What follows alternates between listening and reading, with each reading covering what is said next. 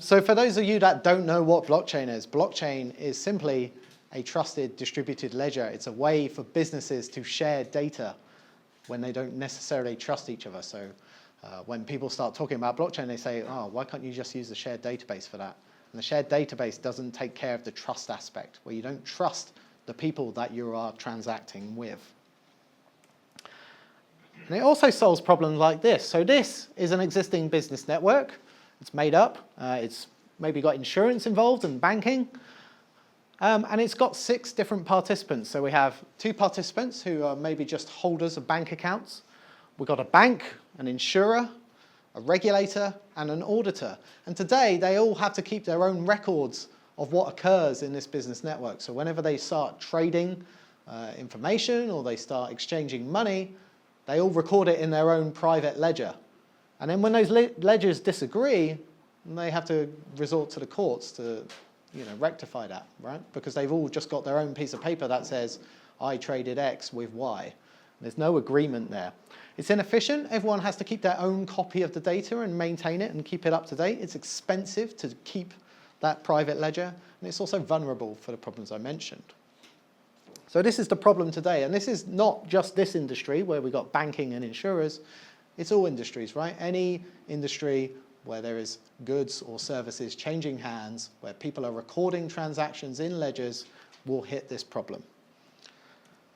So blockchain solves this problem by having a single ledger, a single source of truth about the transactions that occur in a business network, but it's a shared and replicated ledger. So instead, this diagram is drawn on purpose.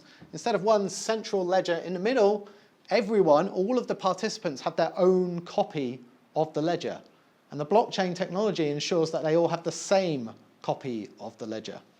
And the blockchain has 4 key aspects. Consensus. So whenever anyone wants to add a change to the blockchain, whenever anyone wants to update it to record a new transaction, a set of participants have to agree that that transaction has occurred and has come to the right answer. So if participant A is doing a trade with participant B, then maybe the bank and the regulator and the auditor might get involved and sign off on that. They might come to consensus that the transaction has occurred.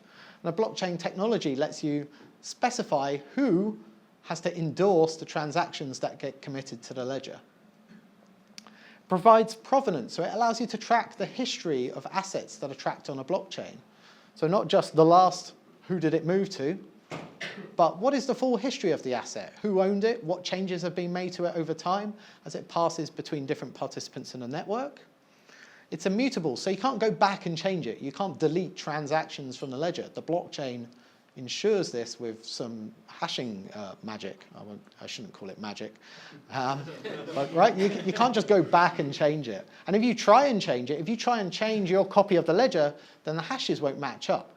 And also, because it's replicated around, none of the other ledgers will agree with you either. So it'll be easy to notice that you have tried to manipulate the ledger.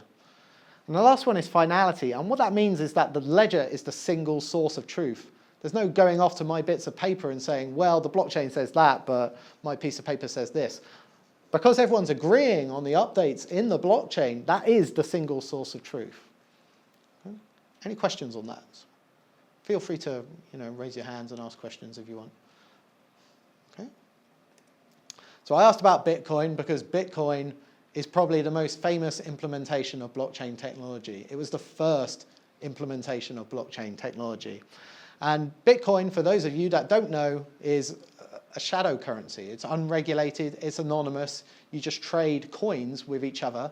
No one knows who you are. You're just trading currency across a network. It's also very resource intensive because it's a public network. And in order to ensure that the public network stays secure, you have to give people both an incentive to run the network, and that's by a process called mining, where people solve mathematical problems to add new blocks onto the chain. And for doing that, they spend a lot of power, and CPU power at that, calculating various mathematical problems. And this uses up a lot of electricity. There's a stat that always gets banded around at blockchain conferences about the Bitcoin network using the entire electricity bill of Ireland on a regular basis. I don't know if that's factually correct. Don't quote me on that. you can work it out because the Chinese own 70% of all the mining business. They do it up in the northwest. Where it's cheap. So every $4 electricity, you get $8 bill back. Really? Oh, okay. So, well, kind of, Yeah. And that's another problem with the proof of stake mining algorithm, CPU right? power. CPU power, yeah. Even NVIDIA banned people specifically that no mining on no mining with my GPU. Yeah. But in the case of, say, China or any other country where electricity is cheap, it's really easy to own a big proportion of the network. As in America, though. What, electricity? Cheaper than China. No, surely China is cheaper to run Bitcoin mining for. In a larger scale. Oh, okay. They keep bigger discount over there. I don't know why. All right. Was there a question? I have a question. It might sound silly. No questions are silly here. You did mention that mining happens so that new blocks can be added to the network. Yeah. Why do you need to add blocks to the network? Sorry. So when you add transactions to the ledger, they all get put into blocks. So a block is a collection of transactions. Each of the miners collect up transactions from the network and they say, right, I want to build this block. And then I want to add it to the blockchain. And it's not like everyone can add their block to the blockchain. They all have to fight over who can add the next block to the blockchain. And they do that by solving this mathematical problem. They have to come up with a unique answer to a hash. And that involves burning a lot of CPU cycles trying to figure out. Who creates these problems? Huh? Who creates these mathematical So in the Bitcoin network, the Bitcoin protocol defines the problems. And it provides software that miners can run to maintain the network, process these problems, and add new blocks to the chain. And the same software also ensures that the miners are rewarded with new Bitcoins as they do that process. Okay, can two persons mine at the same time, and then probably one person does a little bit before the other person, and then probably end up losing a lot of money? Yeah, so it's really over who can solve the problem first, over the whole planet. So there's a huge resource war as to who can mine the fastest, who can get the most kit together, who can get the fastest CPUs to process those problems. So there's a big. For one winner, that's probably a lot of losers then. Yes, yeah, correct. Yeah, certainly it used to be that you could. No, just trying to just on the mining side. Okay. High school maths, whoever come up with the next prime number, because that's how I explain about the mathematics part. Because if you say somebody come up with the question and answer, yeah. but high school maths, whoever can come up with the next prime number. Yeah, no, that makes sense. Right. You said the system creates its own problems, creates the mathematical problems. Do they never run out, or does it ever join or default at some stage? That's a good question. So I didn't actually come here to.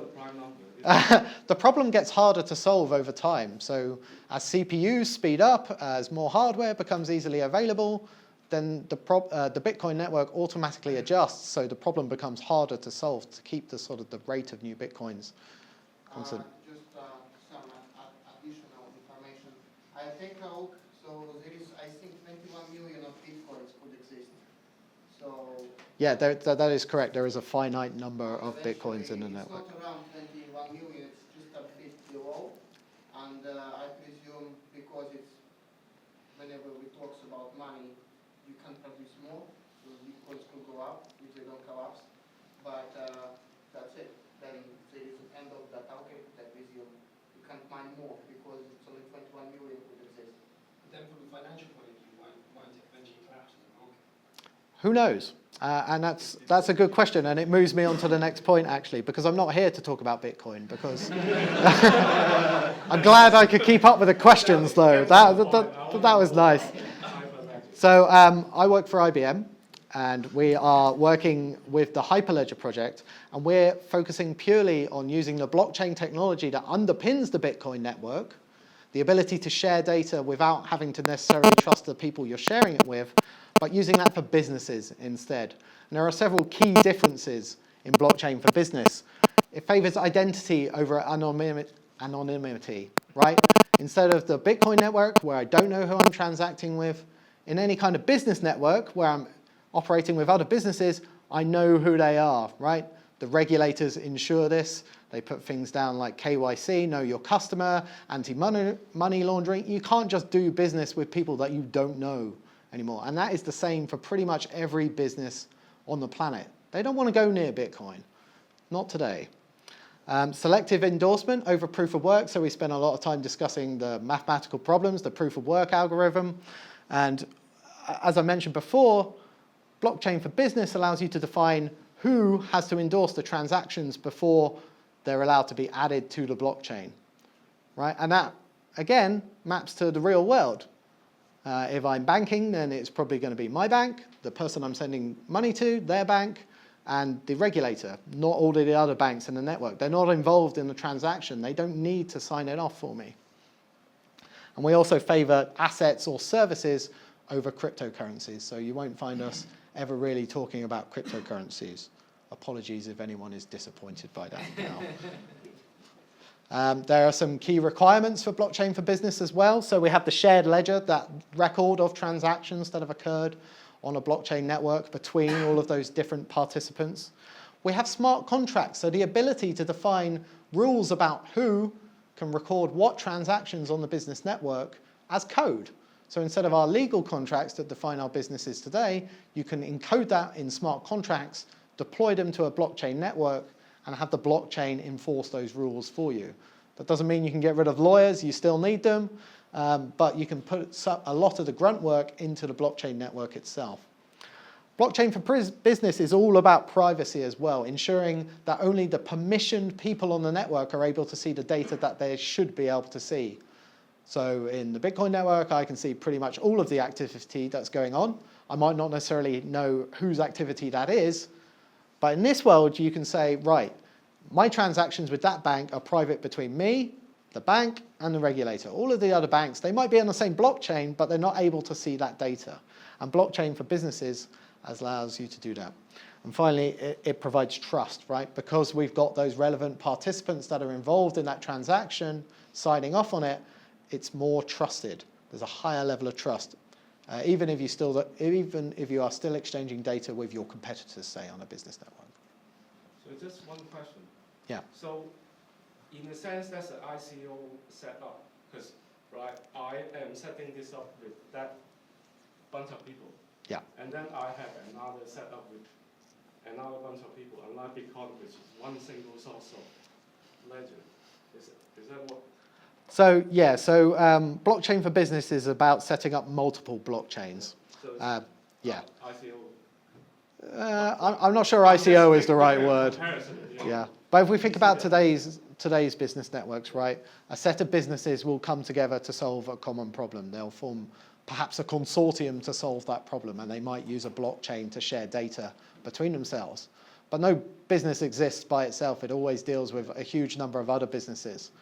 And so they can stand up other blockchains, and they can be members of those blockchains as well. So one business might be a member of multiple blockchains. And what we're really interested in at the moment is being able to share data between different blockchains, have it move across blockchains, have it available for other smart contracts to use. Was there a question? Maybe a very simplistic question, but is Hyperledger a direct competitor to Ethereum, or is Hyperledger mostly focused on trying to develop some kind of standard for blockchain for business? So Hyperledger is I'll get onto Hyperledger shortly, but Hyperledger is a project set up by the Linux Foundation to bring a whole bunch of companies together. There's over 100 of them, and they want to build software for blockchain for business. Public Ethereum was sort of a competitor, but sort of not, because it was mainly focused in the public space. Those of you with an interest in the blockchain sector will know that the Ethereum guys have set up something called the Enterprise Ethereum Alliance, that's sort of the competitor to Hyperledger. They're both sets of companies looking at how blockchain can be used for businesses or enterprises. But that's not to say they're in direct competition. They're fighting. There's a lot of companies that are members of both Enterprise Ethereum and Hyperledger as well. So it's just a way to get people together to solve these kind of software problems. So what are the benefits of blockchain? It saves time. Anyone familiar with like trade finance or shipping or any kind of those industries? They're all still paper-based, or can be a lot of paper involved. lots of letters of credit flying back and forth between banks, bills of lading, all kinds of slow manual processes that are involved. And a blockchain can save a lot of time by moving that processes into smart contracts and recording it digitally. It removes costs, gets rid of all the overheads of doing all that stuff, reduces risk. The blockchain is designed to be hard to tamper with. It's permissioned, so it should be secure, so you're not leaking data to everyone, and it should increase trust as well. So back onto Hyperledger. At the end of 2015, IBM, along with a bunch of other companies, got together and set up the Hyperledger project, along with help from the Linux Foundation. Everyone's heard of Linux, I assume, by now. The Linux Foundation run the Linux project. They run a whole bunch of other projects, and they also run Hyperledger. Anyone know any of these people? Oh. You know this guy? No, Blythe Masters. Ah, you know Blythe. Okay. So Brian is the guy who wrote the original Apache web server that is still used today. But that's probably not that important. It's all about open source. So everything in Hyperledger is open source. Anyone can just go download the source, start hacking on it, fork it, do whatever they want with it. It's open standards, so blockchain's a bit early to get involved with proper formalized standards at the moment, but we want to start working towards shared components, shared code between all of the different projects. And most importantly, open governance. So one company does not control any of the projects. That's the ideal, right? There are 140 different members in the Hyperledger project. Some of the more active projects like Fabric. This slide's a bit out of date, by the way. We have multiple active frameworks now. But we have a huge amount of collaboration on the different projects. I work for IBM. We're a premium member. But there are lots of different members of Hyperledger. Anyone work for anyone else in here, this list? You're all looking for your logos. So there's some big names. We've got Intel. They've developed blockchain technology called Sawtooth. They're a member of Hyperledger. JP Morgan, they're quite big. American Express, Accenture, SAP. R3, is anyone familiar with Corda? From Richard Brown. Okay. And then these are all the premier members at this time. And then we had a whole bunch of general members as well. So there's a huge amount of collaboration across all the different industries that are interested in the blockchain space. It's certainly not just IBM, and it's certainly not just the technology companies. What happens with regards to trying to set up standards on the blockchain for business, roadmap, when you have so many people involved?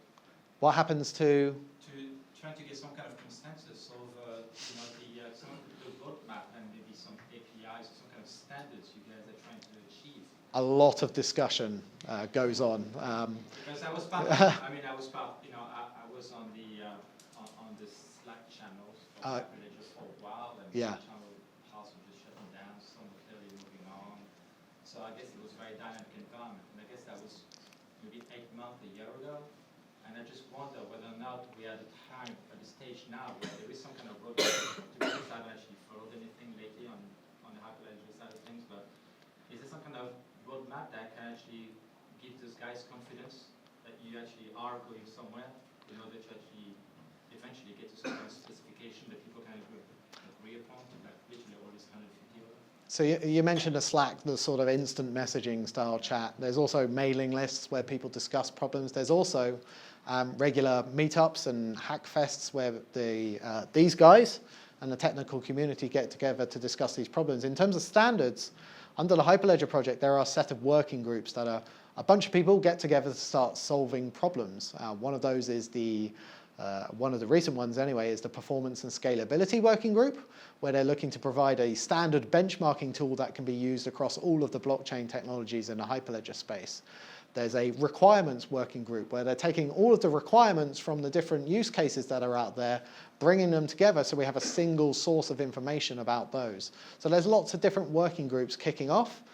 Sometimes they achieve their work, they disband, and then a new working group springs up. But that's where the standards will start to come in. Yeah, but do you think you're at the point where things have become atomic and you might actually not get anywhere, or it's quite possible that within a year you find we can find no consensus. So we're going to split Hyperledger, we're going to the main thread, and some people are just going to get together, split off, fork Hyperledger as such, and actually just go in a separate way. No. Actually, organically,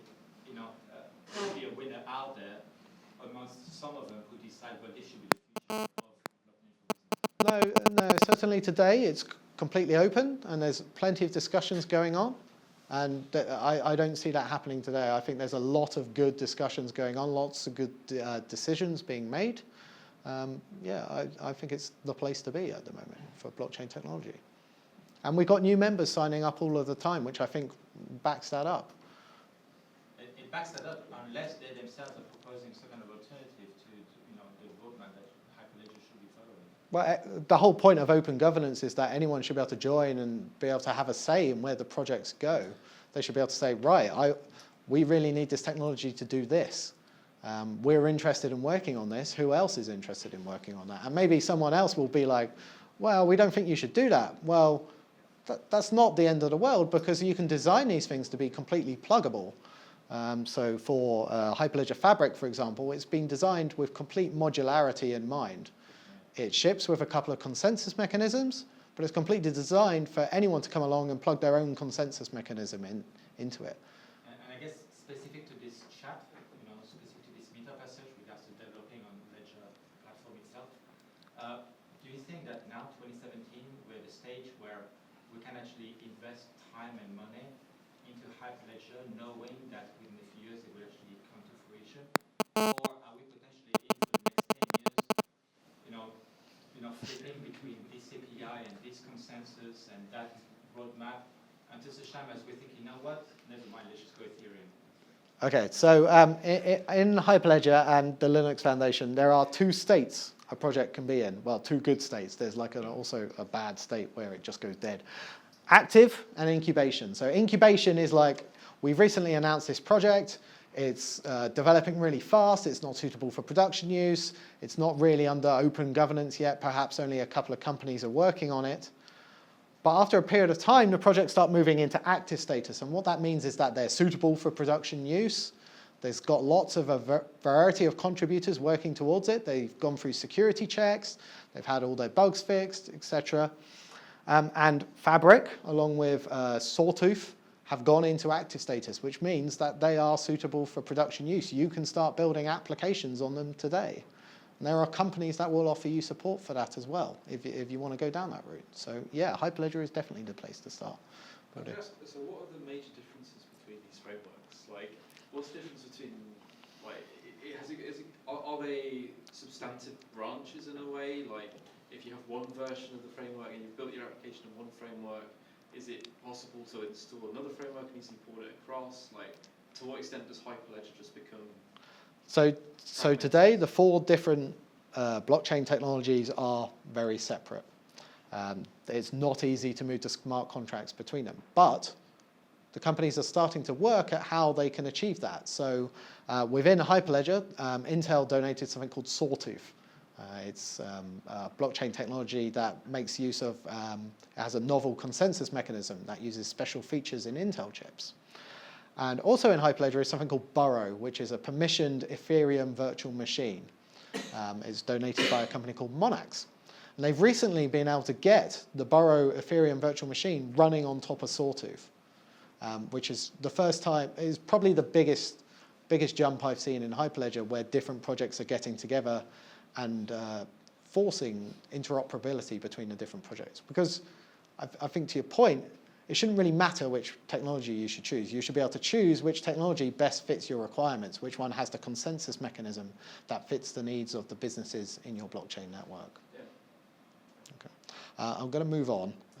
You can grab me afterwards. I'm aware I'm going to run pretty over time. So I am a maintainer on something called Hyperledger Composer, which is one of the projects under the Hyperledger banner.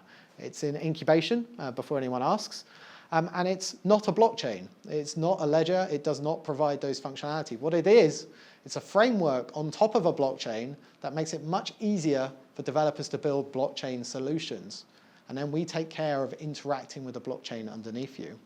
Our emphasis is really on enabling developers to get going much quicker with building and deploying blockchain solutions. Over the last year and a half or so, IBM has spoken to a lot of clients looking at different blockchain use cases all across the different industries. And they all had a couple of common things. One, they hadn't actually built much because the technology is far too hard to get to grips with. as it was today, right? Anyone that's done Solidity or Fabric before Composer came along, it's very technical, it's very low level, it's very difficult to take your business use case and map it into working code. And even if you get the working smart contract going, the bit that runs on a blockchain, building applications around that is also quite difficult. So that's where we're trying to come in.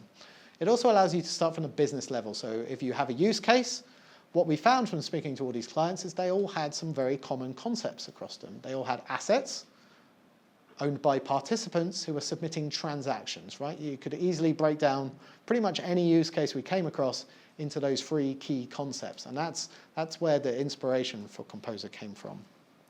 It allows you to build applications that use business-centric APIs. So you're always using APIs that deal with assets and participants and submitting transactions rather than the underlying blockchain technology. We take care of storing data on the blockchain for you, so you don't have to worry about how it's serialized, who has access to it. Composer will take care of all of that for you. But of course, you define the rules over that. And we've also built some integration tools that allow you to easily integrate the blockchain, the new blockchain stuff, with your boring old technology that's lurking in your data center somewhere. So your existing systems aren't going to be replaced overnight by blockchain. They're going to be around for years. And you're going to need to find a way to integrate with them with blockchain. We have some technology that lets you, helps you with that. We built a very open tool set, and any of you that are JavaScript developers will hopefully start recognizing some of the logos on this slide. We have a data modeling language that allows you to describe your blockchain business network. So what are the assets in it? What are the participants? What properties does an asset have? It allows you to write your business logic in standard JavaScript. So all of the other blockchain technologies to date use languages like Solidity or Go, and these are languages that we found that developers aren't really familiar with, whereas JavaScript is pretty much at the top of the programming hit lists. We have a web-based playground that allows you to try out Composer, get used to the concepts, start building blockchain applications without having to even install anything. You just go to a URL, you try it out, and then you can start building your development environment to work with it. We've got some client libraries that let you start building applications. Those are just standard Node.js modules that you can pull into any JavaScript application. We've got some editor plugins for Atom and VS Code that let you develop these in your popular editor. Those are the 2 we like at the moment. Command line for your system administrator who wants to start automating tasks like deploying blockchain applications. We can generate applications with a single command. It takes about a minute. You answer some questions about where your blockchain is, what your business network is called, and we generate a very basic and pretty ugly, I'll show you it later, Angular application that you can give to any UI developer, and they'll just go, right, I know how to interact with a blockchain, let me make it a beautiful user experience. And finally, we have some integration capabilities, as I mentioned, and those are built around open standards. LoopBack is a framework for integrating with various back-end data sources like databases, or in our case, the blockchain. And anyone know what this is? Swagger? Way, good guess. Yeah, that's the Swagger logo. It's a descriptive language for describing a REST API. There's a whole ecosystem around the Swagger specification as well. So that's the end of slides. Well, no, not really, but on to the demo part. What I'm going to show you, oh, sorry, question at the back. Just a question. I don't have a good vision, so I didn't see exactly the slide, but you said Composer, it's like a common. Because you already said that you choose a JavaScript because it's the most popular now. Yeah. But PHP language is not that unpopular, so it's quite popular. The thing is, PHP have a dependency tool called Composer, and yeah, that may conflict with it. Yeah, I won't go into too much detail in the naming, but we spent a lot of time on the naming. IBM is actually one of the biggest sponsors of the PHP project. You guys have to say you're on. Yeah, no, it wasn't really looking around. It was more internal squabbles about what we should call the project. Kick them out. Composers. It's fine. We actually haven't heard anything from them. But in your terms of like different languages, you're quite right. JavaScript is one of the most popular programming languages. It's not the only popular programming language out there. I would say the 3 that are of interest to the biggest group of clients are JavaScript for your sort of your new age developers, Java for your sort of enterprisey crowd, and also .NET or C# for your Microsoft guys as well. And I've seen a lot of Microsoft stuff around here. Once you hit those 3 languages, I think you've pretty much got 90% of your developer population covered. We're focusing on JavaScript for the moment, but we've completely designed Composer so that it could support other languages in the future. So if someone wants to come along and help us add, say, support for PHP to Composer, we're open to that. Come and help us build that. But I see some Python and Go Python, active, especially in Go. If we talk about, yeah. JavaScript perfect because it's async by itself, but Go, concurrence. Yeah, but that doesn't really matter in smart contracts. Okay. But I'm just talking about distributed level. When we come down to cutting the code, we need to think about, okay, hang on, I have 60 different servers around the world. How are we going to talk about And you're totally right. For building a distributed application, Go is great. Exactly. And that is why Hyperledger Fabric itself is written in Go. But unfortunately, they made the choice to make the smart contract language for users to use in Go as well. I love JavaScript. Okay. Oh, good. 17 years. I don't have to convince you, but yeah, it was just a tough sell at the start, saying you must learn Go to come and build smart contracts. I'm just wondering because I know there's part of that written in Go and Docker and the whole lot, AI, Python, PyTorch, the whole lot. Yeah, there's a. So yeah, Java and .NET and of course those big money guys. Yeah. So just wondering why this. Why we chose JavaScript? No. Just why? Is there something on the horizon? Is there something on the horizon, on the IBM horizon? At the moment, IBM is not, for some reason, IBM not quite big on Python and Go for some reason. I don't know why. I never heard about. Well, we were big on Go because IBM started off the Hyperledger Fabric project. We wrote we called it Open Blockchain back then, but then we donated that code along with DTCC to the Hyperledger project. And we wrote it all in Go because that's what our developers thought was the best choice for it. And they were spot on. They were less right about making it the choice for users to use to build applications. Right, back with the demo. So the demo is going to show you a blockchain solution built around a business network that tracks the life cycle of the vehicle. Now, there's lots of different participants in this business network, but for the purposes of a short demo, we're going to focus on 3 of them. We're going to have Paul, who's going to buy a vehicle from Mike, who works at Arium Logistics, a fictional manufacturer of vehicles. And the whole process is going to be overseen by Debbie, who works at the vehicle regulator, or the DVLA for you guys. Paul is not going to know he's using a blockchain. He's just going to use a mobile application that's been built for him to order vehicles and track the progress of those orders. Mike, he's, Arium have been around a while. They've got an existing factory process, and they're going to use some of the features of Composer to integrate those existing factory processes, perhaps built using some kind of ERP software like SAP, and maybe he's IoT enabled his factory floor, and he's going to be able to pull that information into the blockchain. Finally, Debbie, because she's looking for potential violations of regulations, she's going to be running analytics and business rules over the data in the blockchain to look for potential problems. So this is Paul's application that he's going to use to order the vehicle. And normally we show this on an iPad, but for today we're just going to show it on a web browser. So this is Arium's manufacturing dashboard, where they can see all of the current vehicle orders and track their progress in the system. And finally, this is Debbie's regulator dashboard. She can see a view of the blockchain, and she can see all of the transactions that are occurring in the network. And there's an order I made earlier. So let's put the Paul hat on and build a car. If we go for an Arium Nova, this is where it gets a bit interactive. Standard or executive trim, anybody? Oh, executive. Executive, good man. Color? Inferno red. Inferno red. Yeah. Come on, shout out quicker, guys. Don't let this guy hold all of this. More red. You're gonna keep More? that Oh, consistency. okay. You picked out red. Okay, extended warranty or tinted windows? Tinted windows. Excellent choices, sir. Am I sure I can't convince you on the extended warranty front? These Ariums are a little... Can you have both? You can have both. Have both then. Okay, fantastic choices. No spoiler as well. Well, that's not there, I'm Yeah, afraid. fastest stripes.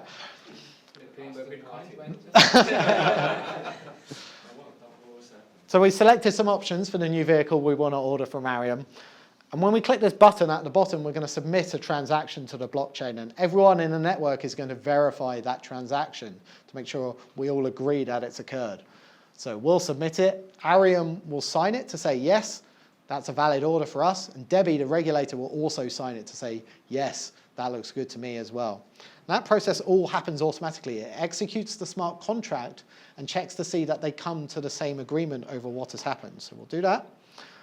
See, it just goes into the order received. It's waiting. We'll see that the order instantly appears in the Arium manufacturing dashboard. It's ready to start manufacture. And might need a cheeky refresh. Everyone ignore that. You can see that the transaction instantly appeared in the vehicle regulator dashboard. We can see, you can't read that, but it says place order, in very small text, and an update order, and you can see it down here as well. So Debbie has instant insight into the vehicle lifecycle because she can see when the order has occurred. She doesn't have to wait for Arium to send her an email saying, a vehicle's been ordered, FYI. She doesn't have to wait for the piece of paper after the vehicle's been ordered. She gets instant insight into that order being placed. So now we'll put Mike's hat on. We're in our Arium manufacturing dashboard, and we're going to start the manufacturing process. Imagination required here. But as the vehicle starts moving through the factory floor, as we start building the chassis, stamping the number into it, putting it through the paint shop, we're going to submit more transactions to the blockchain. And these might come from IoT data sources or something like that. And we're going to record all of those updates as it moves through that life cycle. And again, Debbie has instant insight into what's going on in the vehicle before it's even whole, before it's even left the factory floor. She can see it was scheduled, the VIN number was assigned, the owner was assigned, and finally it goes into the delivered state. And Paul gets a nice yellow box to notify him that the vehicle has been delivered to him. Question? We are seeing 3 front-end applications now, but where are the data stored? Is there a backend server that backs this up? So all of this data is stored on a blockchain network. And where is the blockchain? That blockchain is being maintained by the different participants in the network. So Paul... On the browser, inside the browser? No, not in the browser. There are some back-end services here. They're running on my laptop for the purposes of a safe demo that doesn't give me a heart attack when I can't connect to the internet. No, I think his question is that running on the IBM DB2 database or no. So this is MongoDB or whatever? So the demo, the technology it's built on top of, is all open source. It's all under the Hyperledger project. So peer-to-peer, yeah? Peer-to-peer. Yes, the blockchain could be described as peer-to-peer, yeah. So in this case, we have a simple network with Arium and the vehicle regulator having nodes in a blockchain, maintaining that blockchain network. But you could add more manufacturers, more regulators. Over time, you could start adding other participants like insurers. They have an interest in vehicles. You could add the police, who also have an interest in the vehicle database. You can start opening it up to all kinds of different participants. Are you going to cover the process transaction times and how slow they are currently, etc., on the blockchain? How slow blockchain transactions are. Ooh. Currently. You're grilling me here. Yeah, so that's a good question. Let me just finish off describing the network. Just because, again, tallying with this potential question okay. about where the data's stored and how it's shared across the network. Yeah. Okay, so we have a simple network with those 2 different participants in it, but it's completely permissioned, right? So we have access control rules that define who can see what. So in our case, we have rules about Paul, and that he can only see his orders. Arium can only see orders that are relevant to them, ones that they're processing. If you had other manufacturers' orders going through the system, through the same blockchain, Arium wouldn't see them. Whereas the vehicle regulator has full access to the entire blockchain network. They can see everything that's going on. But you could define rules that say, no, the regulator's only allowed read-only access. They can only look, they can't update, they can't delete. But I thought we got a definition that everyone can, it's publicly available. So why those guys. I mean, I understand that it is irrelevant to produce Tesla vehicles in Ford factories, but technically they can check out what kind of orders being done in Tesla and what Ford received in orders and stuff. They can, yes, and that's how it works today, right? Tesla maintain a database of all the vehicles that they own and manufacture. Ford own their own database. And the vehicle regulator has a separate database containing all of the same information. And those databases are not necessarily in sync. There's no agreement or consensus over updates to those databases. So if Tesla update a vehicle to say, right, this one has really low emissions, I should have said Volkswagen, and the vehicle regulator has a record with, again, even a lower emissions, then the vehicle regulator is like, well, looks good to me. But if they look in Volkswagen systems, they'll see, it's got a much higher emissions rate. We should be taxing them more. But they don't have access to that information today because we have all of these different stores of vehicle information. Whereas the blockchain allows them to share one shared replicated data store containing the list of vehicles and all of the information about those vehicles. But it's permissioned, so only relevant parties can see that information. So, like, if you have a ledger that has been around for a while, depending on the information it's storing, makes its way to like over 100,000 terabytes. You're saying that for every if you want to have access to that, you have to be able to store a replication of that database, and then every transaction that's made in any part of that 100,000 terabytes has to be replicated to all the. Like, have I understood, or is that? No, you're quite correct. The blockchain will keep growing indefinitely, and so something we're very interested in is the ability to chop it up and archive those old transactions when they're no longer relevant or we no longer need instant access to them. But there's actually two parts of the blockchain for storing data. There's the ledger, which records all of the transactions on the network, who submitted the transaction, what transaction did they submit. There's also something called the world state, which is a database, and you can store whatever data you like in there. And in this case, we store the information about the vehicles in the world state database. You can go and look it up instantly. That's the current source of vehicles in a system. If you want to start looking at the history of the vehicles in a system, then you need to examine the ledger, and then you might need to start going back in time. But there are two separate data stores. But let's say real world scenario, when you're doing manufacturing, they're not going by one block to the other. They might have things happen simultaneously. Correct. Because think about an iPhone assembled by 90 different countries. Yeah. So in the vehicle lifecycle network, the whole planet isn't building one vehicle at a time, putting it in a block, shipping it off to the blockchain, and then building the next vehicle. It doesn't happen that way.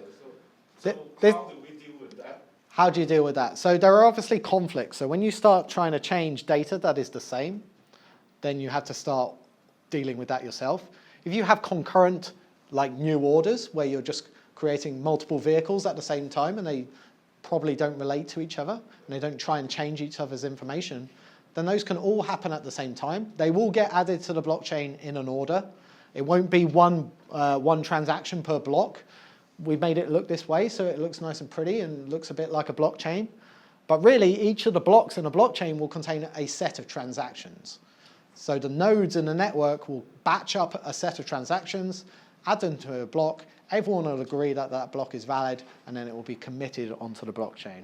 And I realized I didn't answer the performance question. So anyone that's involved with high-speed trading or anything like that, where you're doing millions of trades a second or a minute, blockchain will not be your friend. It's not that fast, right? We're talking about hundreds to thousands of transactions a second, not tens to hundreds of thousands of transactions a second. That's obviously something we want to improve over time, but it's a much harder problem to solve because you have a whole bunch of different nodes in the network having to agree that a transaction is valid before it can be committed to the blockchain. Everyone has to go and endorse the smart contract, someone has to go and collect those responses, and someone has to pack them into a block and add it to the blockchain. So it is much slower because it's more complicated. There's a lot more work to do. Question? Just a quick question on the consensus side of things. Now, with regards to consensus, meaning I suspect that the majority of people, or is it some kind of algorithm that decides when the block is valid? So there's lots of different consensus mechanisms out there.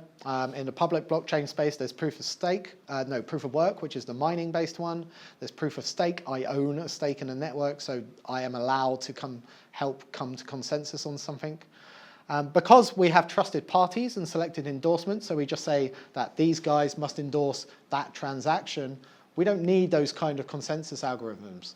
And instead we use something called PBFT, which is Practical Byzantine Fault Tolerance.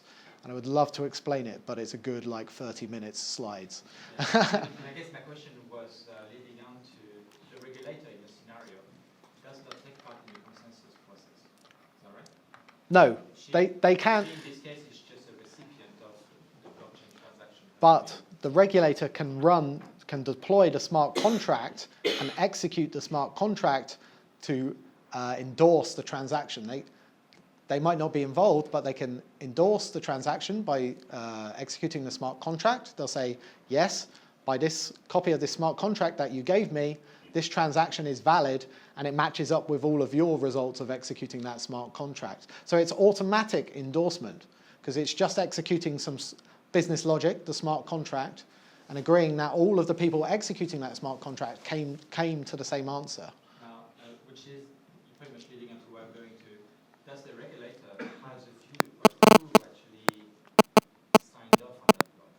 Yeah, so is this part of the blockchain standard to actually record who actually signed off on those blocks?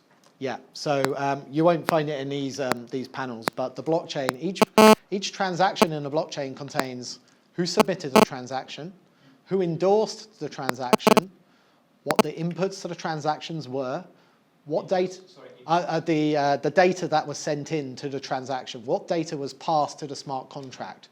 So like information about the vehicle that was ordered, that would be the input to the transaction. There'd be some outputs as well, like it might emit an event saying a vehicle has been created, and that could be broadcast to downstream applications. And there could be other outputs of a transaction as well, like that world state database that I mentioned.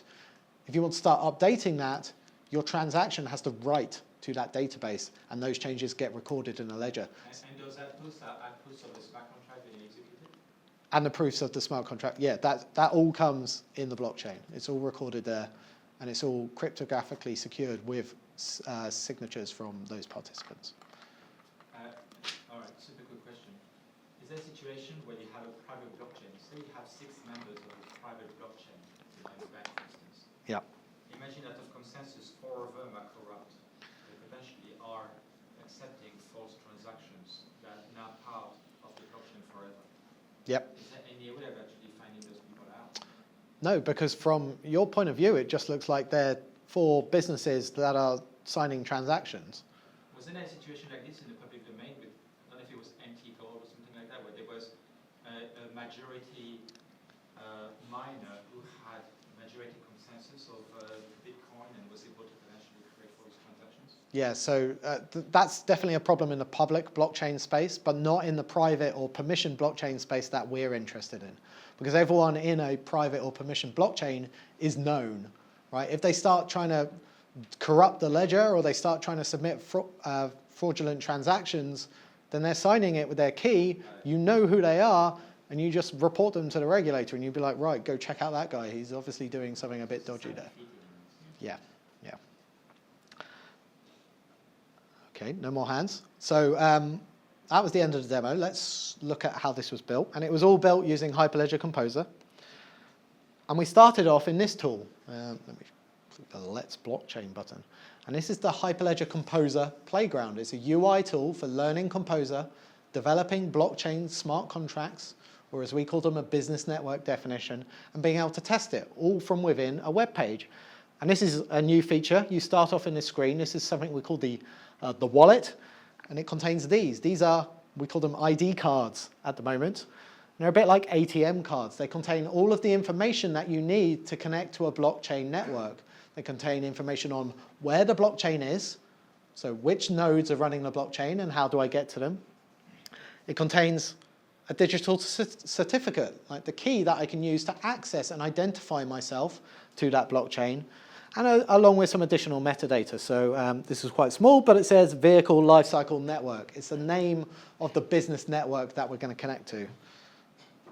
So let's connect to that. And up pops this. This is the editor panel for our blockchain business network. Starts off with a README that just describes what's in this business network. And this is, again, it's all open source. You can go check out the samples. We have a whole bunch of samples in our sample catalog. And this one describes the blockchain business network that you just saw. But if you go to the import button, we're trying to build a nice catalog of samples relevant to lots of different industries. So we have one that tracks the provenance of food or animals. We have a financial bonds, car auctions, digital property, marbles, perishable good trackings, vehicle lifecycle, which is the one you're seeing now, private information. And you can import those, play around with them, tweak them, extend them, do whatever you like with them. But where you start off, you start describing what your blockchain business looks like. You describe the assets and the participants and transactions in that network. And you do that using the Composer modeling language. Try and find a good example, not that one. Here we go. Could you guys read that at the back? Yeah? So in the Composer modeling language, we described a vehicle asset. It's identified by a VIN, a vehicle ID, and chassis number, and it has a set of properties. So it has the VIN as a property, the identifier. It has some details about the vehicle, what make is it, what model is it, how many emissions does it put out. It has a status, is it active, is it off the road or scrapped. So we've got enumerations in the language. Number plate, suspicious message, not sure what that is, and an array of log entries that reference this vehicle. And all of the properties of the vehicle start with this lowercase o. It denotes something that belongs to that asset, a property of that asset. This dash dash greater than is a relationship. So each vehicle asset has a relationship to the person that owns the vehicle. And the person is defined separately. Let's see if I can find it. Here we define an abstract participant person.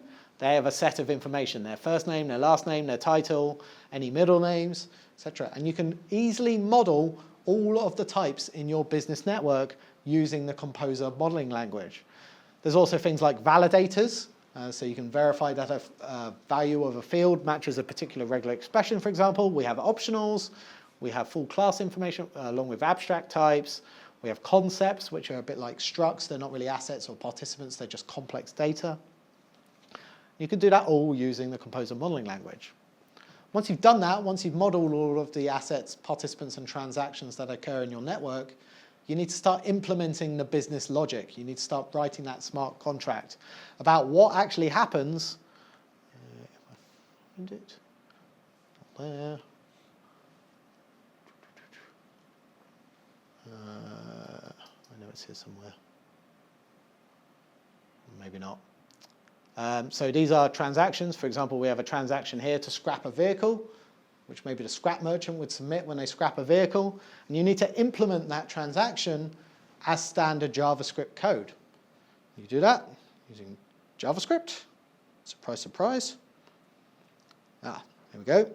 So here is the JavaScript code that implements the place order transaction, which was submitted when Paul used Ariam's mobile application to order a new vehicle. So when he did that, he submitted a place order transaction to the blockchain business network, and all of the nodes validating this transaction, checking it's valid, executed this JavaScript code. It's pretty basic. It just creates a new order asset. It fills out the properties of that order asset, and then it adds the new order to an asset registry, a place to store orders on the blockchain. And finally, it emits an event. It says, right, an order has been placed. Here's an event to tell you about it. And you can publish that to all of your downstream applications so you can start updating UIs, kicking off your existing business processes, etc. Any questions so far?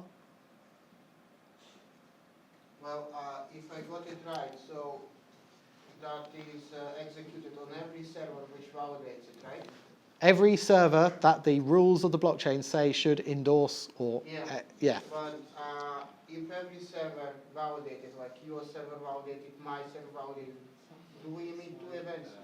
No, no. So all of those nodes have to come up with the same answer for what this did. So in this case, it created a new order asset, it added it to an asset registry, and it emitted an event. And the blockchain will check that all of the nodes in the network did the same thing. And because it knows they all did the same thing, it only does it once when it gets added to a block and committed. So you only get one event. When it wants to work out whether it's done the same thing, what is it actually looking at? So it compares, so when you write data, what this get asset, adding the order to the asset registry is doing is it's writing a new value in that world state database on the blockchain. And that gets recorded as a change by the blockchain network. That all of the nodes do the same thing. We collect all of their changes to that world state database and we compare that they have all written the same values with exactly the same content. And if any of those disagree, then we reject the transaction. We say, no, that can't possibly be valid because that guy added 1, 2, 3, 4, that one added 5, 6, 7, 8, that one added something completely different. So is this world state database, is this just like one of the many distributed like databases that are running this thing that happens to have this change on it? So the world state database isn't actually distributed, it's replicated. Oh, right. Each node in a blockchain has their own world state database. And because they're all executing the transactions, because they're all coming to consensus on what happens, they all keep the different world state databases the same.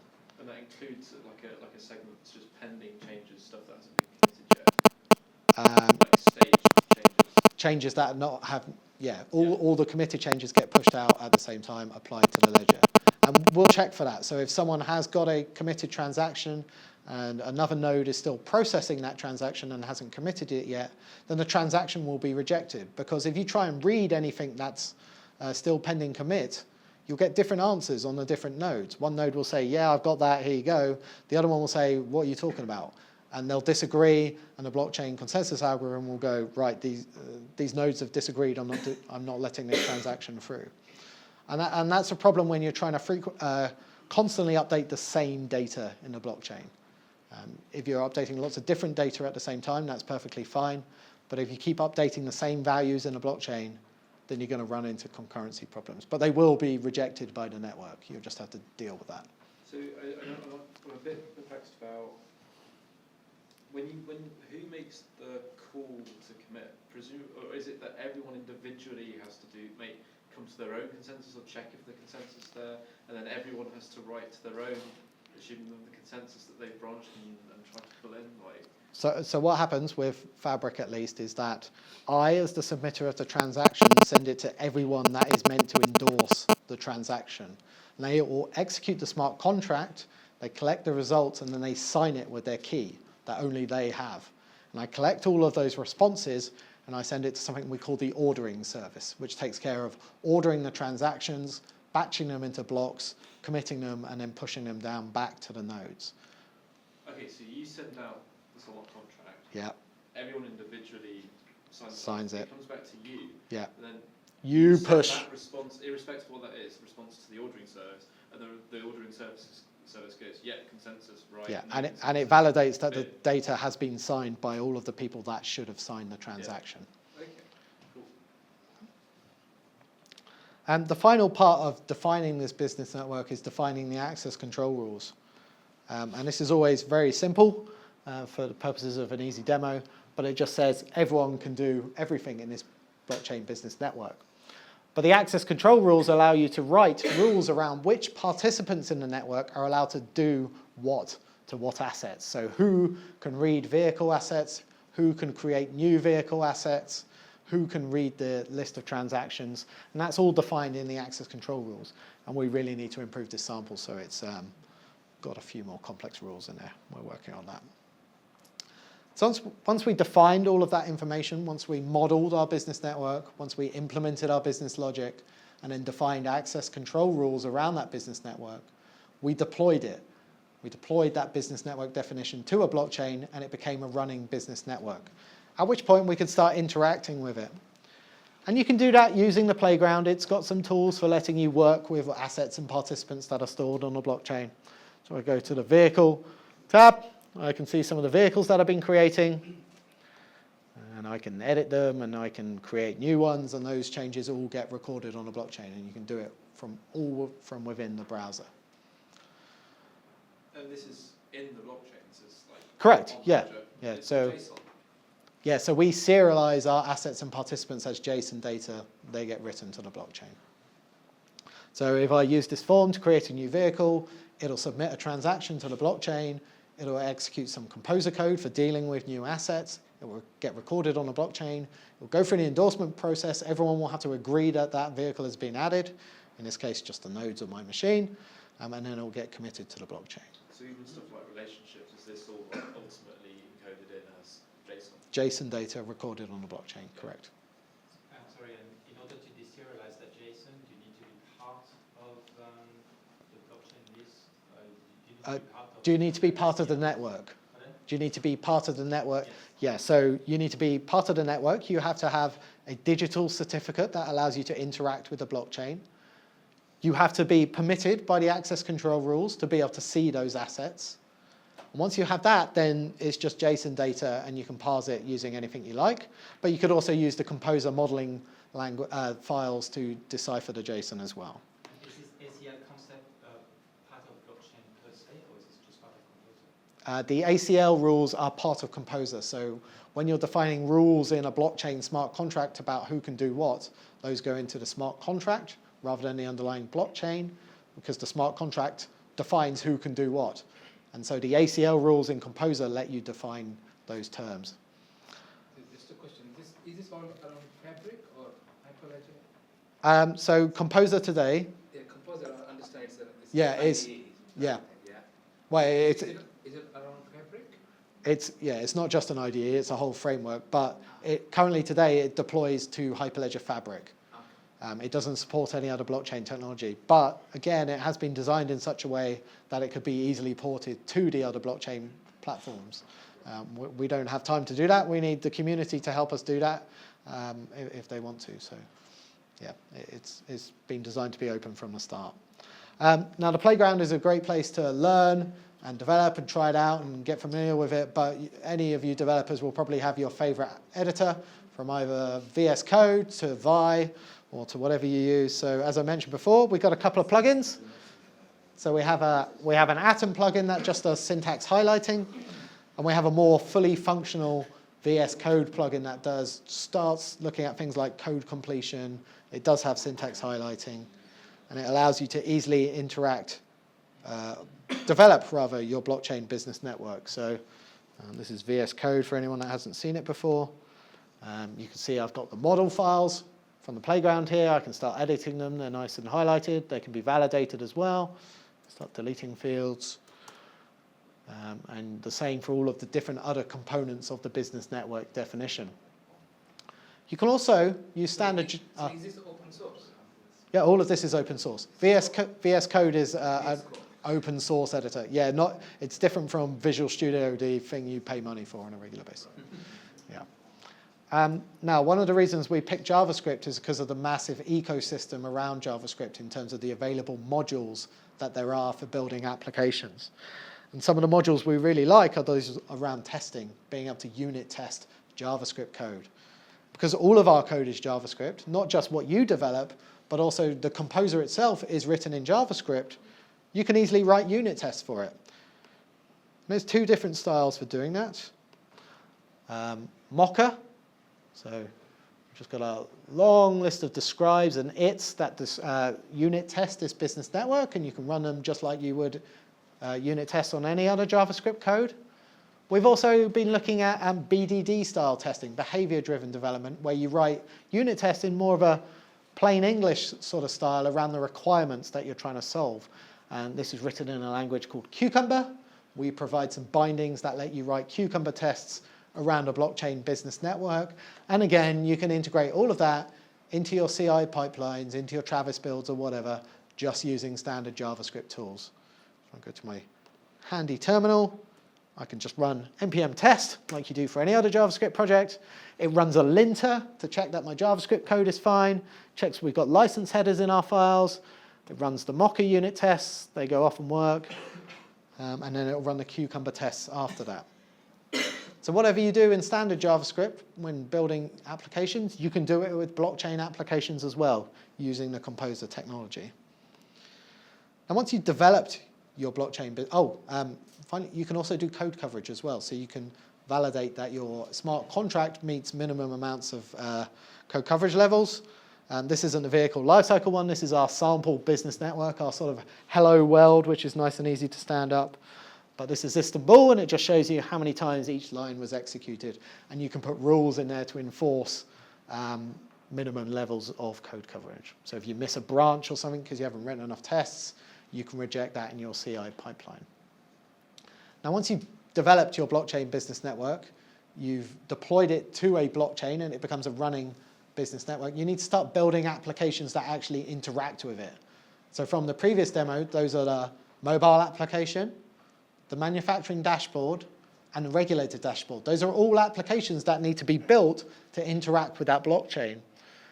Today, most people build applications that interact with REST APIs that expose a service of some sort. And so we've made that possible with Composer.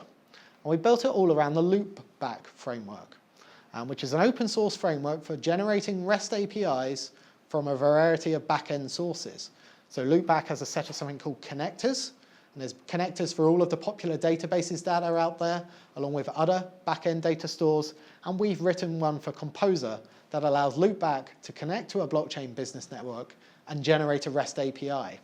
And it does that in a single command. You don't have to write any code to enable that, apart from developing the models. And that's all made possible by that modeling language. Because we know what your blockchain business looks like, because you took the time to model it in the Composer modeling language, we can easily generate a REST API from all of the types that you have defined. So we have standard REST APIs around orders. You can get all of the orders, get an order by ID, add a new order. You can submit transactions. And anyone can use those REST APIs to start building applications. You don't need to know about blockchain at this point. You don't need to know that when you call these APIs, blockchain transactions are submitted. Question? Just a question. Not sure how many people know here what is a GraphQL. Yep, graph database. But that looks like it could be even merged with the GraphQL somehow. Is it something what is in mind or in plans to do? Yeah, so graph databases like GraphQL are really interesting because we have relationships between different types, and a graph database or graph query language allows you to easily make queries over that data. And it is something we're looking into, not just us, but other people in the blockchain space, but we're not there yet. But it is something what you want to do? Yeah, it's something of interest to us, yeah. So this REST API, the idea is the clients like your app, yeah, they communicate to the backend with the REST API. Correct. And then they send some sort of certificate to say, okay, this is me. Yeah, so when you call the REST API, the REST server, which we provide, has to sign the transactions and submit them to the blockchain for you. And we have a lot of configuration around the REST server that allows you to either stand up a REST server that doesn't require you provide a certificate. The REST server just has a certificate for signing transactions, all the way to clients being able to provide their own certificates to sign the transactions that they make. We've also got integration, this brings me nicely onto my next tab actually. We've also got integration with existing authentication mechanisms. Because this is for blockchain for businesses, they already have authentication mechanisms in place, either more open ones like Google or Facebook or Twitter, those kind of authentication mechanisms, all the way through to things like LDAP and SAML for you more enterprisey types. And this is an open source library called Passport, and it has 300 different strategies for plugging into different authentication mechanisms. And we can use all of them. And again, we don't have to make any changes to cope with them because we just use the Passport library and it takes care of the rest of it. Again, another great reason for picking JavaScript was it gives us access to capabilities like this. LoopBack is all built around Swagger, so that REST API also generates a Swagger document that describes the REST API, what operations are available in that API, what are the inputs, what are the outputs from those API calls. And you can use a whole bunch of Swagger tools. They have a massive ecosystem of tools to interact with those Swagger APIs. One of them that I like is the Swagger CodeGen, which takes a Swagger file that describes the REST API and generates client libraries that call that REST API in a variety of programming languages. So whilst all of the Composer stuff is JavaScript, if you want to generate a .NET library for interacting with a blockchain, you can do it using open source tooling that we didn't have to write. We just took it off the shelf, and it works because we built Composer on open standards. Any questions? You mentioned the Composer server that's running in the background. Oh, for the REST API, yes. Yeah. Does that mean that you also have some kind of Hyperledger backend as well that your Composer backend communicates with? Yeah, so you have the blockchain network, so you have all of the nodes that are running the blockchain, executing smart contracts, maintaining the ledger. But you also are going to start building stuff around that network. So each organization would probably run their own REST server to expose their bits of the blockchain network to their client applications. And then you would start deploying your client applications around that as well. So if each company has to develop their own REST server in order to actually expose the... No, they have to deploy their own REST server. We open source this REST server. Okay. And you just take it, you give it some details about where your blockchain business network is, what's it called, you give it a certificate to use to connect to that blockchain business network, and it does the rest. It's one line command to generate all of this. You don't have to write any code or develop anything else for it. So how does Composer communicate with the blockchain? Yes. Yeah, so the blockchain technology we use, Fabric, includes some Node.js client libraries that you can use in applications for submitting transactions, and we use those under the covers to sign and submit transactions to the blockchain. Is it all REST ultimately, or is it all... No, that's all gRPC based. gRPC? Yeah, Google Remote Protocol buffers. No, RPC, yeah. It's a Google protocol for doing RPC. Protobuf or? Yeah, it's all protobuf based. So that's the communication mechanism between the different Fabric components and the Fabric clients. But we make it easy to consume by exposing it over REST. Can you create the custom endpoints, for example, search orders? Can you extend this REST API? Is that a question? So it's all built around LoopBack. The REST server that we package up and make easy for you to use is a standard LoopBack application. And you can take a copy of that and do whatever you want with it. We don't mind. We're not going to stop you.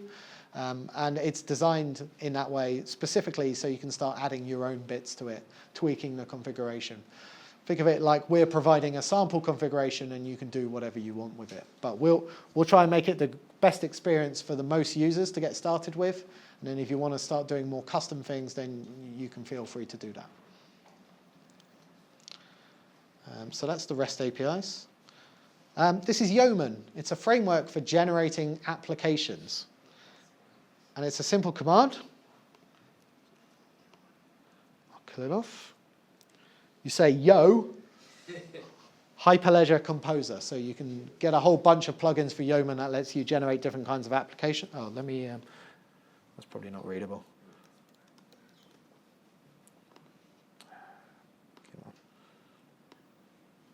So you say yo, Hyperledger Composer, and then you start answering some questions. So we're going to generate an Angular application, but we have generators for command line applications and also for business network and model projects as well. So we're going to generate an Angular project. Yes, we want to connect to a running blockchain business network. Give it a project name and description, author, an email, that's me, license, the name of the business network that we're going to connect to. So in this case, the basic sample network, our hello world. Which connection profile do we want to use? So where is this blockchain business network? Which fabric is it deployed to? How do I get to that fabric? And that's all stored in a document called a connection profile. In this case, it's called HLFV1. What ID and secret, what certificate am I going to use to interact with that blockchain? Admin PW, nice and secure. Do I want to generate a REST API? Yes. Which port shall it run on? And we don't want to use namespaces. And that will go off, and it will generate a set of Angular components. One for, at the moment, it only does it for assets, but it will generate a component for each asset you define in your blockchain business network. In this case, we only have one asset, so it generates a sample asset Angular component. Is it safe to kill this?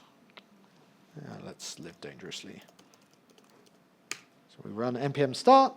It starts both a REST server and then the Angular application itself, and it takes a little while to start to compile all the TypeScript code that we generate for that UI.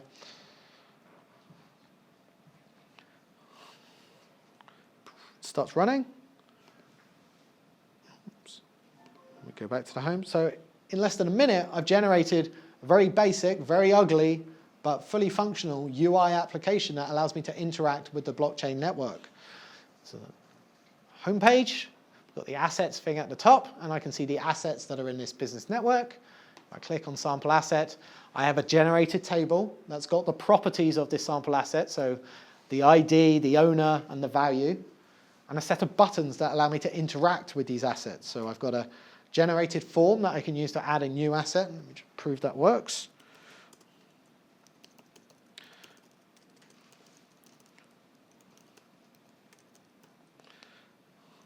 Click submit. It submits a transaction to the blockchain. And if I refresh, it adds the new asset to the blockchain and it starts appearing in the UI. And I can do the same with updating or deleting those assets. And again, they all submit transactions to the blockchain to record those updates. Again, it's pretty ugly, but you can take that generated code, give it to your favorite UI developer, and they can go off and make it look fantastic. Any questions on the generator? Not in the generator, but based on the data we have there, we can go to the composer online and see the blockchain, the source. Can you examine the list of transactions and see what has happened in it? Yes, you can. And that is something we should really put into this generated application. Not just the assets and the participants that are here, but also some kind of history view that allows you to examine what's going on and show UI developers how they're meant to get that information from the blockchain. This is meant to be, I mean, you're never going to use this as your final app. It's meant to help you get going and show your developers how to interact with the blockchain. Right. The final thing I wanted to talk about was integration. So I mentioned that we had the ability to start integrating with external systems. Does anyone know Node-RED? An IBM project? It's IBM developed, but it is open source, yeah. No? Well, you know about it. And a couple of hands. Okay. So Node-RED is a program for wiring different data sources together and allowing data to flow between those sources, maybe transforming it, doing some other changes. And it's all built around these nodes that you can see on the display here. And you collect the nodes together into a flow of data. There's a whole bunch of different data sources that you can connect to using Node-RED. They tend to be the more open, newer data sources in Node-RED.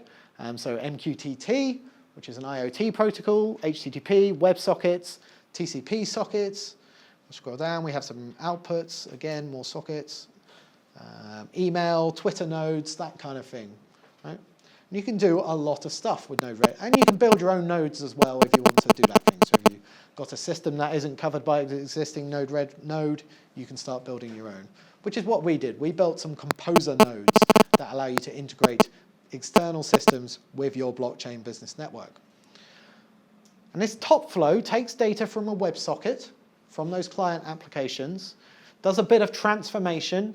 It makes a decision based on the contents of the data received from the WebSocket, and then it either sends it onto a WebSocket or it submits a new transaction to the blockchain business network. And you can do all of that without having to write any code. You just drag and drop nodes onto the canvas and fill out the properties of those nodes as you go along. Again, it's all open source and easy to use.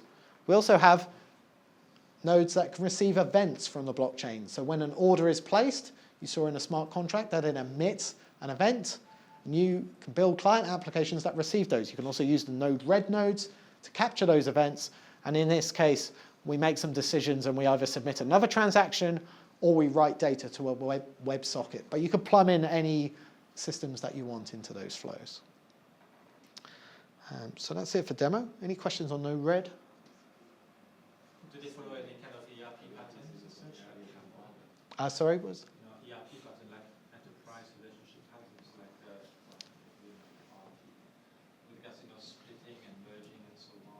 Yeah, so you can do that with Node-RED. There's also enterprise integration tools out there. I'll happily talk to you about those if you want. I used to work on them. But because we built everything around open standards again, around LoopBack and Swagger and REST APIs, you can easily use any integration tool of your choice to interact with the blockchain using the APIs that Composer creates. Back to the slides. So finally, we're open source, and we're completely open governance as well. So we're open about everything that we do. And you can go to GitHub, and you can find out what we're doing. You can look at our current project plans. You can look at the issues that we've raised that we're working on. Which user stories are we looking at delivering? You can see the pull requests going through with the new code. You can do all of that. And if you're interested, you can come along and participate as well. So we'd appreciate any feedback you have on our plans or our user stories. We hold regular community calls. So every week, different times for different time zones. You can come along and talk to the team. You can talk about, we like to hear about what you're doing with Composer. We talk about what we're doing with Composer, what we're building. And we're generally happy to answer any question on those calls. If you want to contribute code, we happily accept pull requests. Please do. And we've got loads of links. I will make these slides available so you don't have to take pictures of them and try and type them in manually. But we're also pretty easy to find. If you just search for Hyperledger Composer, you should get to our main page. You can also speak to us directly. So we don't use Slack anymore. We use something called Rocket Chat, which is an open source version of Slack. Not as good, in my opinion. We have 2 channels on there. Huh? It will get better. It will get better, we hope. There's a Composer channel for users, and there's a Composer dev channel for if you want to work on the code and start contributing or talking to us about pull requests.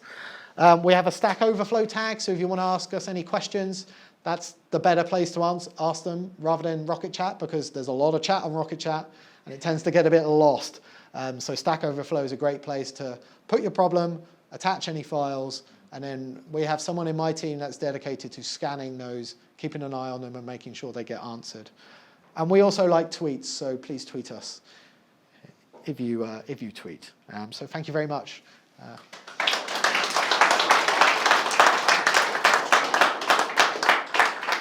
Were there any questions before I finish? What is your involvement as such in Hyperledger? What is my involvement? Yeah, specifically, yeah. So I am a maintainer on the Hyperledger Composer project. So I was in the dev team that started off building Composer within IBM. And then we open sourced it and then donated it to Hyperledger in March this year at the Consensus conference. So yeah, that's my role. My full-time role is being a maintainer of the Hyperledger Composer open source project. You mentioned that Composer is currently in incubator phase. Do you have a time frame where it will be production ready, an active project? There's 2 answers to that question. So from an open source point of view, you cannot move into the active status until people start getting on board and other companies start contributing to the project. So it becomes a healthy open source project with true open governance. And we're not at that stage yet, but what IBM is very interested in is making it production ready. And so we're really pushing towards a release towards the end of this year that will be production ready, and if you so desire, fully supported by IBM. But we're getting to that point. So if you want to say, try and integrate this with sort of like a conventional ERP like SAP, at what layer would you do that? Would you do that at the Composer level, at the webified version of, Composer webifies Fabric, is my understanding. It adds a lot of other stuff to it, but it's exposing Fabric functionality to the web and allowing you to build web apps on top of it. Like, is that, you say it's primary purpose? So Composer is for rapidly building the whole solution. It allows you to easily define the bits that run on the blockchain, the smart contracts part of it, and it allows you to easily expose that smart contract via a set of APIs, whether they're JavaScript APIs, integration APIs using Node-RED, or RESTful APIs. In the case of SAP, if you want to easily integrate that, you would define your business network using Composer, you deploy it, you'd start exposing it through APIs, and then you'd use an integration tool to connect SAP to the blockchain via those APIs. Via the REST web API. Yeah, for example, you could use an enterprise integration tool to receive messages from SAP and publish them into the blockchain. And then you could do the same on the other way. You could get events from the blockchain and push them into SAP. Also, would there be like a web service coordinating that activity, monitoring the blockchain? So you'd have to get that integration tool in the middle that does the moving of data between the two systems. We simply make it possible to get that data and make it easily available to those integration tools. Any other questions?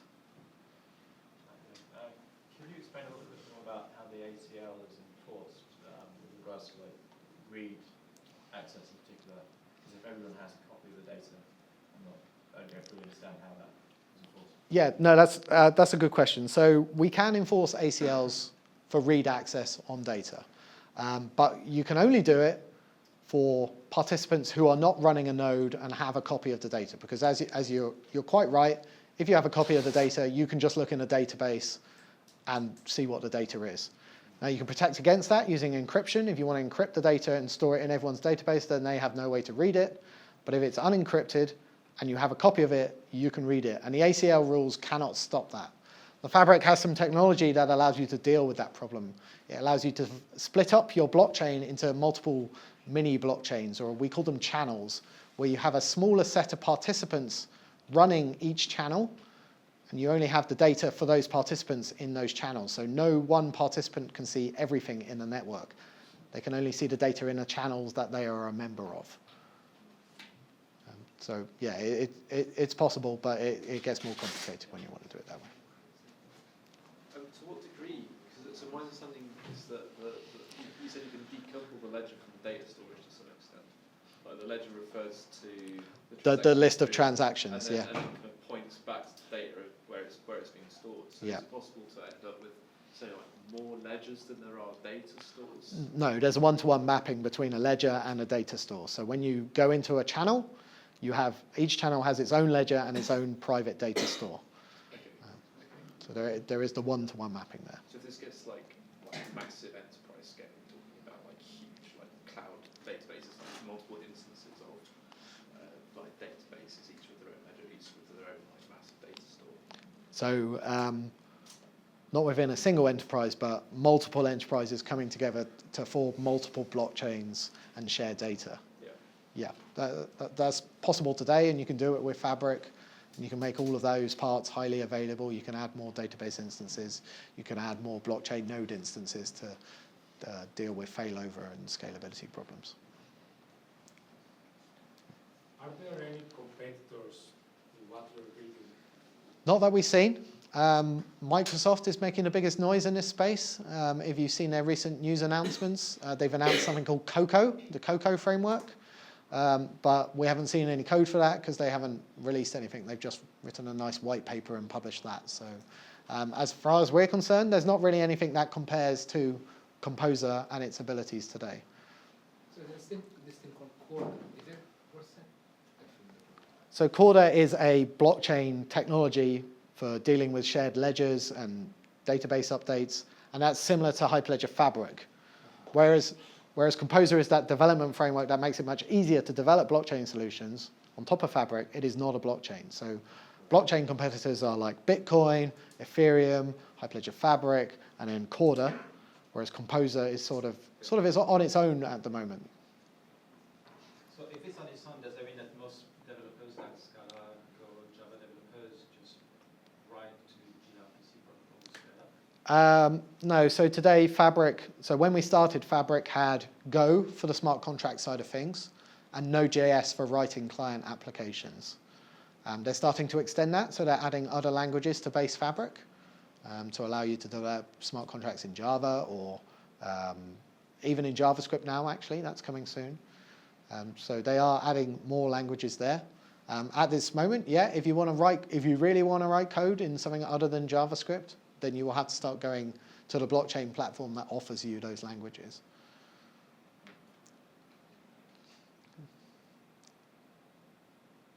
Cool. Thanks again. So, thank you.